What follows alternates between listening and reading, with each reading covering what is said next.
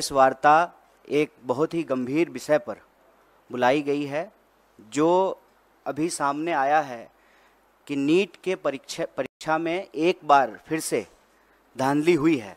मतलब ये पहली बार नहीं हुआ है। और आप अगर इस देश में होने वाली परीक्षाओं को देखें तो लगभग अब ऐसी कोई परीक्षा नहीं है जिसमें धांधली नहीं हो रही है। मतलब विद्यार्थियों ने तो सोशल मीडिया पे ये लिखना शुरू कर दिया है कि एक बार फिर लीकेज सरकार, और बार बार परीक्षाओं में प्रश्न पत्र लीक होना, परीक्षा की जो तिथि है उसको बार बार बढ़ाना, और जो वैकेंसियां हैं उसको सही समय पे नहीं भरना, ये मामले लगातार उजागर हो रहे हैं।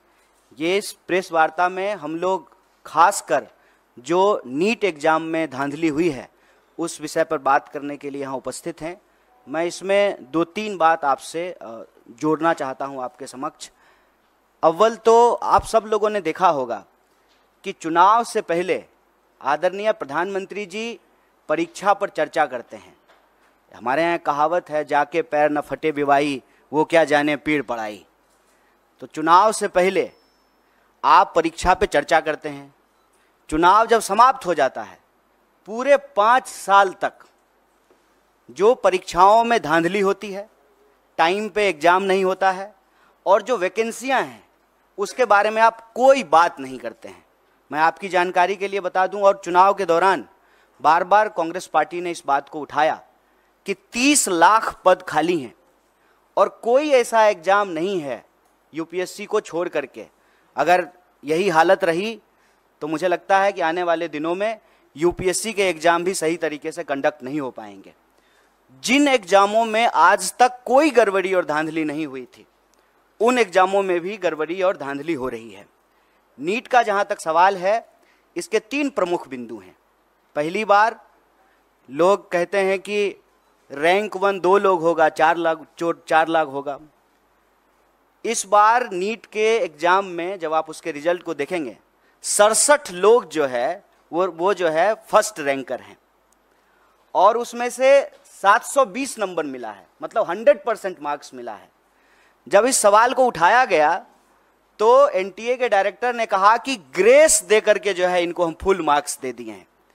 तो उसके क्या नियम है, उसकी क्या ट्रांसपेरेंसी है, किस आधार पे जो है आपने 720 में से 720 दे दिया।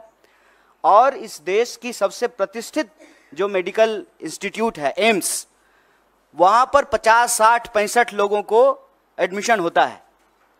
अब आप ये समझ लीजिए कि जिनका रैंक 1 है, जिनको 100 में से 100 मार्क्स आया है, उनका भी एडमिशन एम्स में नहीं होगा। तो पूरी तरह से इन्होंने इस देश के एग्जामिनेशन सिस्टम को मजाक बना दिया है।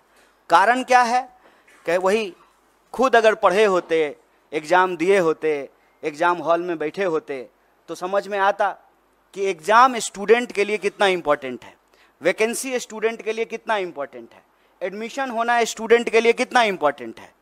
पढ़ने लिखने वाले तो लोग हैं नहीं सरकार में, बस चुनाव के लिए, वोट के लिए परीक्षा पे चर्चा करते हैं। खुद तो परीक्षा दिए नहीं है। परीक्षा अगर दिए होते तो दर्द मालूम होता। और आप लोगों ने एक दर्दनाक वीडियो देखा होगा, एक लड़की छत से कूद करके आत्महत्या कर ली जब नीट का एग्जाम आया ठीक उसके बाद।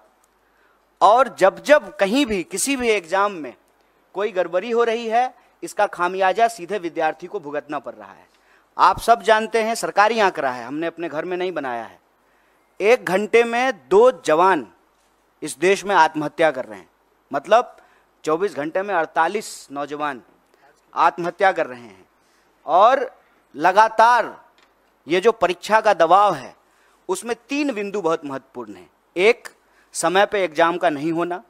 दूसरा, अगर एग्जाम हो तो उसमें व्यापक पैमाने पे धांधली होना और प्रश्न पत्र का लीक होना।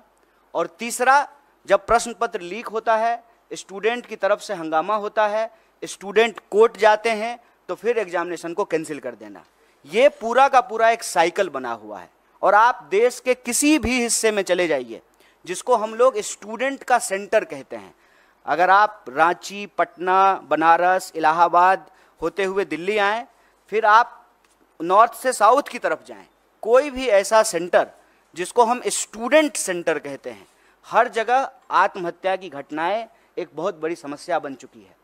राजस्थान में हमारी सरकार ने इसको गंभीरता से लिया और काउंसलिंग करने के लिए, हेल्प प्रोवाइड करने के लिए हमारी सरकार ने योजना बनाई। और आप सबने देखा होगा इस बार के भी न्याय पत्र में हम भर्ती विधान लेकर के आए हैं, और भर्ती विधान में हम 3 बात प्रमुखता से कह रहे हैं। एक, सारी वैकेंसी भरी जाएगी, सारी वैकेंसी।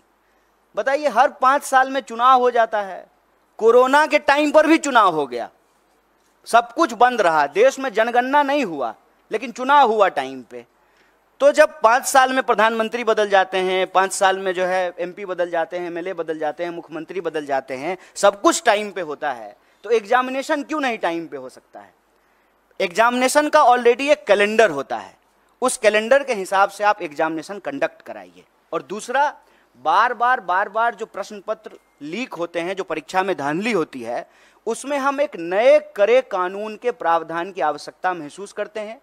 और हमने भर्ती विधान में ये रखा कि जब हमारी सरकार आएगी तो हम प्रश्न पत्र लीक करने वाले लोगों पर कड़ी कार्रवाई करेंगे, क्योंकि ऐसा देखने को मिला है कि जो लोग शिक्षा माफिया हैं उनका सरकार से सीधे साठगांठ है।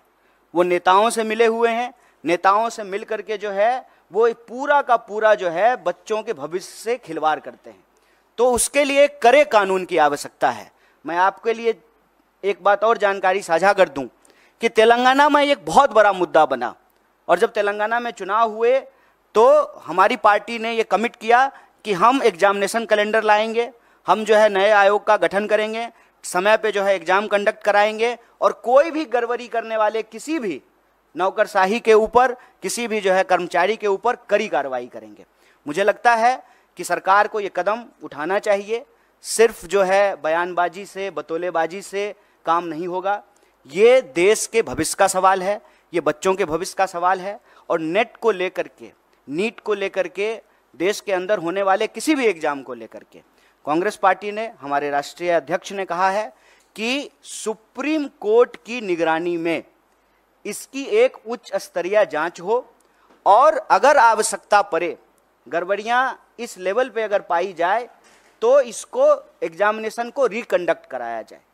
अगर जो लोग कंप्लेन लेकर के गए और कुछ लोगों का नंबर जो है 720 में से 720 कर दिया गया, तो बाकी लोग जो भी कंप्लेन कर रहे हैं उसकी भी सुनवाई होना चाहिए, उसका रिड्रेसल होना चाहिए। और इस देश के भीतर भाजपा को हम ये कहना चाहते हैं कि आप युवाओं के भविष्य से खिलवाड़ करना बंद कीजिए, परीक्षा पर चर्चा का नाटक बंद कीजिए, समय पर परीक्षा कराइए, और परीक्षा में धांधली करने वाले लोगों के ऊपर कड़ी कार्रवाई कीजिए। और इस देश के भीतर जितने भी रिक्त पद हैं उनको इमीडिएटली जो है आपको भरना चाहिए। और यह जो आपकी ध्यान भटकाओ योजना है, मैं कहता हूं कि देश की संस्थाओं को सरकार से अच्छी चीजें सीखनी चाहिए। सरकार से देश की संस्थाओं को गलत चीजें सीखने की जरूरत नहीं है। जैसे सरकार का काम है डाइवर्ट करना, उसी तरह से संस्थाएं भी जो है ध्यान भटकाओ योजना में संलिप्त हो गई है। एक सीधा सा प्रश्न है कि जब परिणाम आना था 14 तारीख को, तो आप 4 तारीख को परिणाम क्यों लेकर के आए हैं? कि पूरा देश जो है वो इलेक्शन रिजल्ट में बिजी रहेगा, तो बच्चों की कौन सुनेगा? माँ बाप भी जो है टीवी पे बैठ करके इलेक्शन रिजल्ट देख रहे होंगे, तो जो रिजल्ट में गड़बड़ी हुई है उसके बारे में कौन सुनेगा? वो माँ बाप को जाकर के बताएंगे कि हमने अच्छा एग्जाम दिया है, हमने सारे पेपर जो है अटेम्प्ट किए हैं, तो माँ बाप भी कहेंगे कि नहीं, इसमें तुम्हारी गलती है। लेकिन जब आप इस पूरे प्रोसेस को देखेंगे, विद्यार्थी की कहीं से भी गलती नहीं है, क्योंकि ट्रांसपेरेंट तरीके से एग्जाम नहीं कराया गया है। और साफ साफ एनटीए ने साफ साफ जो है इस बात से डिनाई कर दिया कि जो है पेपर लीक हुए हैं। जबकि पटना का एक कॉन्क्रीट एग्जाम्पल है कि कुछ सेंटर पर प्रश्न पत्र की लीक की शिकायत आई और पटना पुलिस ने लोगों को गिरफ्तार किया on record. Patna police paper leak करने के मामले में कुछ लोगों को गिरफ्तार कर रही है और एजेंसी कह रही है कि कोई प्रश्न पत्र लीक नहीं हुआ है। और मजेदार बात यह है कि 67 लोग वो रैंक 1 है। और उससे भी एक मजेदार बात जान लीजिए, एक ही लाइन में 12 लोग जो बैठे हुए हैं वो सबको रैंक 1 आया है। मैं समझ रहे हैं कि इनको भी रैंक 1, हमको भी रैंक 1, इनको भी रैंक 1। दुनिया की सारी काबिलियत लेकर के हम ही तीनों बैठे हुए हैं, बाकी और जो है स्टूडेंट के पास कोई टैलेंट नहीं है। एक ही सेंटर पर, एक ही रो में बैठे हुए 12 लोग टॉप कर गए हैं, और 100 में 100। हम किसी की योग्यता पे सवाल नहीं उठा रहे हैं, लेकिन जो एनटीए है उसकी योग्यता पे जरूर सवाल उठा रहे हैं, सरकार की मंशा पे सवाल उठा रहे हैं, और सीधा सीधा ये मांग कर रहे हैं कि आप देश के बच्चों के भविष्य से खेलना बंद कीजिए, युवाओं के भविष्य से खेलना बंद कीजिए, समय पर एग्जाम कराइए, धांधली को रोकने के लिए, पेपर लीक को रोकने के लिए कड़ा कानून बनाइए, और अभी जो नीट का मामला है उसकी जो है पुनर्समीक्षा कीजिए, जो लोग भी कंप्लेन कर रहे हैं उसका रिड्रेसल कीजिए। और सुप्रीम कोर्ट ने, हमारे अध्यक्ष जी ने डिमांड किया है, सुप्रीम कोर्ट की निगरानी में इसकी जांच कराइए, और जांच में ये गड़बड़ी, ये आरोप सही पाए जाते हैं तो आप एग्जाम को रिकंडक्ट कराइए, और ये चालाकी करना बंद कीजिए कि जिस दिन जो है लोकसभा इलेक्शन का रिजल्ट आ रहा है उसी दिन नीट का रिजल्ट निकाल देते हैं, और यह जो धांधली की गई है, गड़बड़ी की गई है, बच्चों के भविष्य के साथ जो खिलवाड़ किया है, ये चालाकी नहीं चलेगी। परीक्षा पर चर्चा का राजनीतिक और इलेक्टोरल पॉलिटिकल स्टंट हम लोग देख चुके हैं। ये बात जो है विद्यार्थियों को वोट बैंक में समझने का, समेटने का नहीं है। यह बात है कि बच्चे इस देश के भविष्य हैं और उनका जीवन मरण जुड़ा हुआ है इस बात से। लोगों की रूह कांप जानी चाहिए कि एग्जाम के रिजल्ट के बाद जिस पैमाने पे जो है लोग आत्महत्या कर रहे हैं, आप देखिए, वो लाइव वीडियो है, सीसीटीवी कैमरा का रिकॉर्डिंग है कि रिजल्ट आया है और लड़की जाकर के जो है जान दे दी है। और हम इस देश के विद्यार्थियों से आप सबके माध्यम से कहना चाहते हैं, हमारी पार्टी कंसर्न है। आपने देश भर से मैसेज किया है, ईमेल किया है, फ़ोन कॉल किए हैं, और हमारे लिए सरकार बनेगी, बन जाएगी, शपथ ग्रहण हो जाएगा, लेकिन ये मुद्दा हमारे लिए बहुत महत्वपूर्ण है। इसीलिए ज्यों ही इसकी जानकारी हम लोगों को मिली, हमारा जो स्टूडेंट विंग है एनएसयूआई, उसके अध्यक्ष और हमारी पार्टी के राष्ट्रीय अध्यक्ष ने इस मामले को उठाया है, और इसी गंभीरता को आगे बढ़ाते हुए हम लोगों ने यह प्रेस कॉन्फ्रेंस किया है। और हम उम्मीद करते हैं आप तमाम मीडिया के साथियों से कि आपके घर के भी बच्चे अलग अलग एग्ज़ाम की तैयारी करते हैं, आपके भी बच्चे हैं, हमारे घर के भी बच्चे हैं, और ये हमारे परिवार का और हमारे जो है देश के भविष्य का सवाल है। इस बात को जो है आप लोग भी इसी गंभीरता से उठाएंगे, सरकार से सवाल पूछेंगे और हमारी बात को जो है सरकार तक पहुंचाएंगे। बहुत बहुत धन्यवाद। नहीं, कोई सवाल है तो आप, उनका स्वागत है। नीट के इशू पे जो भी सवाल हैं आपका, उनका स्वागत है।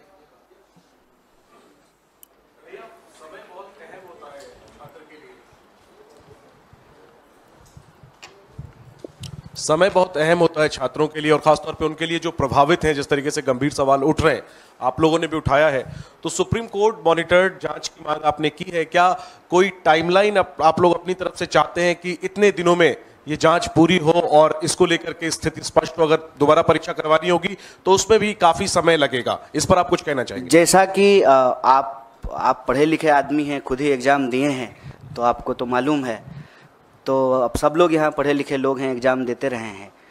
ये जो वक्त है, ये एग्ज़ाम का रिजल्ट आने का वक्त है, और जुलाई से लगभग देश में हर कोर्स का नया सेशन शुरू हो जाता है। हम खुद पढ़े लिखे हैं तो हमको अनुभव है। हमको लगता है कि इसको जल्द से जल्द करना पड़ेगा, क्योंकि अगर इसको जल्द से जल्द नहीं करेंगे तो फिर सेशन लैप्स कर जाएगा। और ख़ास करके हम बिहार से पढ़ के आए हैं, तो हमारे यहाँ ग्रेजुएशन जो है 3 साल का 5 साल में होता है।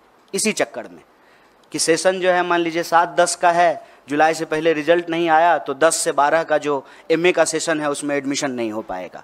तो समय बहुत महत्वपूर्ण है। इसीलिए इस बात की गंभीरता को समझते हुए इमीडिएटली हम लोग इस सवाल को उठाए हैं, और सिरे से आउटराइटली री एग्ज़ाम की बात नहीं कर रहे हैं। हम भी उस वक्त की नज़ाकत को समझते हुए ही यह बात कह रहे हैं, लेकिन जो लोगों की शिकायत है उसको इमीडिएटली जो है उसको एड्रेस किया जाए। और सुप्रीम कोर्ट अगर चाह लेगी तो बताइए, रात को 12 बजे जो है कोर्ट खोल करके लोगों को बेल दिया जा सकता है, तो क्या इस देश के बच्चों के भविष्य के लिए जो है तुरंत जांच नहीं हो सकती है? इसके लिए तो बस इच्छा शक्ति की ज़रूरत है और प्रायोरिटी की ज़रूरत है। अब प्रायोरिटी डेमोक्रेसी की अगर सिर्फ यही है कि जो है कौन किधर आया, कौन किधर गया, कौन किसको समर्थन दिया, कौन किसको समर्थन नहीं दिया, अगर यही शोरगुल चलता रहेगा, और मैं इसीलिए टाइमिंग पे सवाल उठा रहा हूं कि जानबूझ करके 14 का रिजल्ट 4 को निकाला गया है। पता है कि 4 को जो है देश में इतना बड़ा चुनाव हुआ है, पूरा देश जो है उस डिस्कशन में बिजी हो जाएगा। 4 तो छोड़िए, देश तो 1 तारीख से ही बिजी हो गया था, एग्जिट पोल पे ही जो है डांस ऑफ डेमोक्रेसी हो रहा था। तो अभी भी जो है वही चल रहा है, तो हेडलाइन में इसको जो है प्राथमिकता मिलेगी नहीं। लेकिन हम कहते हैं कि डेमोक्रेसी तो लोगों से ही बनता है ना, और हम सबका, आपका, हमारा, सबका भविष्य तो हमारे बच्चों से है। अगर हमारे बच्चे परीक्षा के दबाव में आकर के, जिसमें उनकी कोई गलती नहीं है, आत्महत्या कर रहे हैं, इससे दर्दनाक बात क्या हो सकता है, और इससे ज़्यादा जरूरी बात भी कुछ नहीं हो सकता है।